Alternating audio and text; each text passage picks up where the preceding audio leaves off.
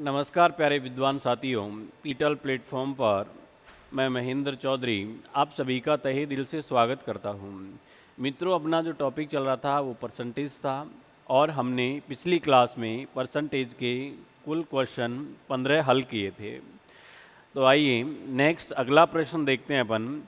अगला प्रश्न है, इसमें अपन से कह रहा है if the price of T increases by 20%, by what percentage should a consumer increase his consumption so that there is no impact on his expenditure।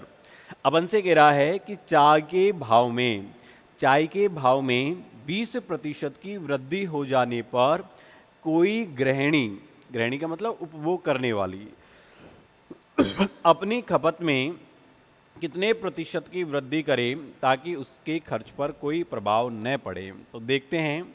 अब देखो, चाय के भाव में बताओ क्या हो गई है, 20% की वृद्धि हो गई है। एग्जाम की दृष्टि से इम्पोर्टेंट प्रश्न है, काफ़ी बार इस टाइप का हमारी राजस्थान की एग्जाम में पूछा जाता है। तो देखो, चाय के भाव में 20% वृद्धि हो जाती है भाई। तो अपन मान लेते हैं प्रतिशत का मामला है, तो पहले शुरुआत में चाय का भाव था 100, अब इसमें 20% की वृद्धि हो गई, इसका मतलब अब भाव बताओ कितना हो गया, 20% वृद्धि, इसका मतलब 120। आगे देखते हैं। अब अपन से कह रहा है कि कोई गृहिणी अपनी खपत में कितने प्रतिशत की वृद्धि कर दे ताकि उसके खर्च पर कोई प्रभाव नहीं पड़े। अब देखो, गृहिणी जो है वो अब अपन से कह रहा है कि चाय के भाव में 20% की क्या हुई, वृद्धि हुई। अब जैसे ही चाय के भाव में 20% की वृद्धि हुई तो अपन से कह रहा है कि कोई गृहिणी जो है वो अपनी खपत में कितने प्रतिशत, सॉरी यहाँ वृद्धि की जगह आएगा कितने प्रतिशत की कमी करे ताकि उसके खर्च पर कोई प्रभाव नहीं पड़े। ठीक है, क्योंकि चाय का जो भाव है वो पहले से बढ़ गया है। अब भाव बढ़ गया तो कहीं ना कहीं चाय के जो उपभोग वो करती है, उपयोग वो करती है, उसमें उसको कमी करनी पड़ेगी, तब जाकर उसके खर्च पर कोई प्रभाव नहीं पड़ेगा। तो देखो, 120 से 100 पे आने के लिए कितना कम करना पड़ेगा, तो कम करना पड़ेगा भाई 100।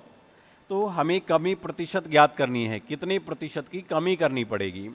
तो यहाँ देखो, हम कितने प्रतिशत की कमी करनी पड़ेगी, तो भाई 20 की कमी करनी पड़ेगी। और ये 20 की कमी बताओ किस पर करनी पड़ेगी, तो 20 की कमी करनी पड़ेगी 120 पर, और गुणा करूँगा बताओ इसको किससे, मैं 100 से। तो देखो 0 से 0 कैंसिल हो गया, और 2 है, इससे ये कटेगा हम 6 बार। ठीक है, और ये आएगा हम, यानी 2 से कटेगा 3 बार, ये 50 बार। तो 50/3, इसका मतलब 3 का भाग दूंगा तो देखो 3 एकम 3, 2 बच गए, 3 6 18, 16 सही 2/3% की उस गृहिणी को बताओ क्या करनी पड़ेगी, कमी। तो अगर यहाँ हमने कमी किया है तो हमारा जो आंसर होगा वो होगा 16 सही 2/3%। क्लियर है। तो ये अपन को इस प्रश्न में ध्यान रखना है। ठीक है, तो इसमें थोड़ा सा करेक्शन कर लेना, यहाँ वृद्धि की जगह आपको क्या करनी है, कमी करनी है। नेक्स्ट देखते हैं अगला प्रश्न। अब देखो, हम अगले प्रश्न में अपन से क्या कह रहा है,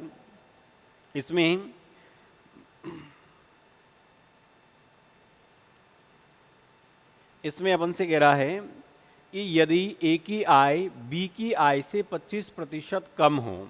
ठीक है, तो देखो ए की जो आय है वो बी की आय से क्या है, 25% कम है। तो मैंने बताया इस प्रकार के प्रश्नों में जिससे तुलना करेगा उसी का मान 100 मान लेंगे अपन। तो बी से तुलना कर रहा है, 25% कम है, इसका मतलब ए की आय हो जाएगी 75। ठीक है, आगे देखते हैं।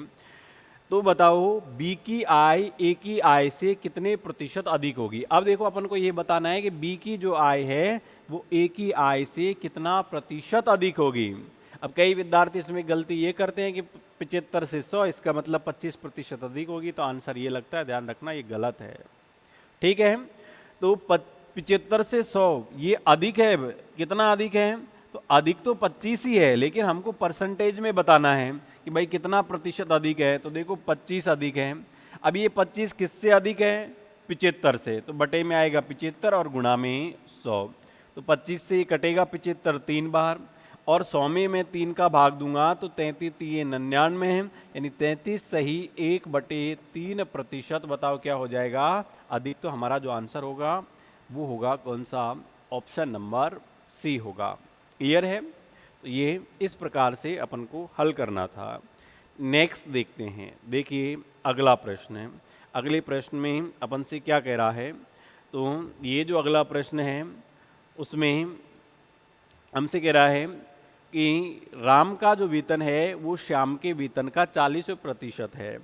अब देखो भाई, राम का जो वेतन है ये राम है, और ये बताओ कौन है, श्याम है।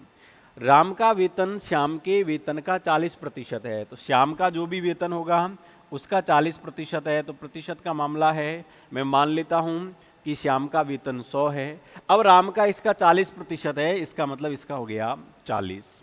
ठीक है, आगे देखते हैं। तो बताओ श्याम का वेतन राम के वेतन का कितना प्रतिशत है। अब देखो अपन को ये बताना है कि श्याम का जो वेतन है वो राम के वेतन का, तो मैंने आपको बताया था कि जब 2 के साथ में का लगा हुआ हो तो बाद वाले का वाले मान को हमेशा नीचे रखा जाता है। तो यहाँ बाद में का किसके साथ लग रहा है, राम के साथ, तो राम का वेतन जो होगा वो आएगा नीचे। तो इसका मतलब 100/40, और कितना प्रतिशत है, प्रतिशत का मामला है तो 100 से गुणा करेंगे। तो भाई देखो 100 से गुणा करूंगा तो 0 से 0 कैंसिल, 4 का भाग दूंगा 100 में तो 25 बार जाएगा, और 25 को 10 से मल्टीप्लाई करूंगा तो 250%। तो बताओ कितना परसेंट है, 250%। तो हमारा आंसर जो होगा वो क्या होगा, ऑप्शन नंबर डी होगा। ठीक है, आइए नेक्स्ट देखते हैं। देखो अगला प्रश्न अपन से क्या कह रहा है।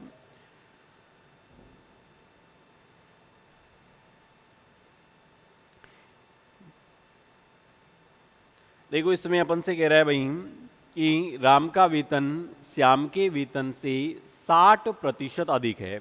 तो यहाँ देखो राम का जो वेतन है वो श्याम के वेतन से कितना अधिक है, इसमें 60% अधिक है। तो अपन मान लेते हैं कि श्याम का वेतन कितना है, 100 है, तो राम का कितना होगा, अब 60% अधिक है तो इसका मतलब 160 हो जाएगा। ठीक है बात यहाँ तक। आगे देखते हैं। तो बताओ श्याम का वेतन राम के वेतन से कितना प्रतिशत कम है, ये अपन को बताना है। तो बताओ कितना कम है श्याम का वेतन राम के वेतन से, तो भाई कितना कम है बताओ, 160 से 100 कितना कम है, 60 कम है। अपन को बताना है कितना प्रतिशत कम है, तो भाई ये 60 कम है। अब ये 60 कम किससे है, तो किसका जो जवाब आएगा वो बताओ कहाँ जाता है परसेंटेज में, नीचे। तो किसके वेतन से, राम के वेतन से, तो यहाँ होगा 160, और प्रतिशत का मामला है इसलिए गुणा करेंगे भाई किससे, 100 से। तो देखो 0 से 0 कैंसिल, और कट रहा है क्या, बिल्कुल कट रहा है। देखो 4 कटेगा 4 चौके 16, और 4 का भाग दूंगा इसमें 25 बार, और कट रहा है बिल्कुल 2 से, और ये 2 से कटेगा 3 बार।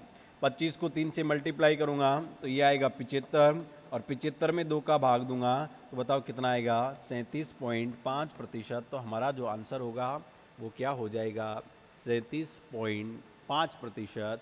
और अब अपन देखते हैं आज का आखिरी सवाल क्या है, क्योंकि मैंने आपको बताया कि मैं रोज़ आपके लिए 5-5 प्रश्न लेकर आऊँगा, और ये जो आज का आखिरी जो सवाल है ये आपको हल करना है।